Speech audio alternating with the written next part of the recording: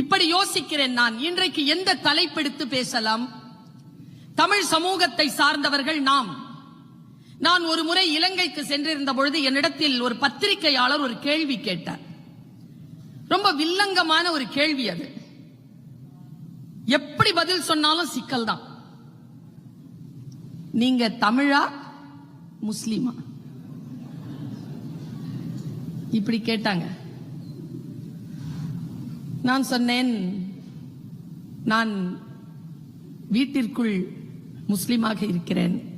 என் தாயின் மணிவயிரும் நான் பிறந்த மண்ணும் நான் பேசுகின்ற மொழியும் என்னை தமிழச்சியாக அடையாளம் காட்டுகிறது. நான் முதலில் ஒரு தமிழச்சி, அதற்கு பிறகுதான் என் மதம் என் கூட வரும் என்று நான் சொன்னேன். இந்த உலகத்தில் எத்தனை மொழிகள் பேசப்படலாம்? 6000 மொழிகள் பேசப்படுவதாக நான் அறிகிறேன். நான் ஒரு மொழி ஆசிரியை. எனக்கே ஒரு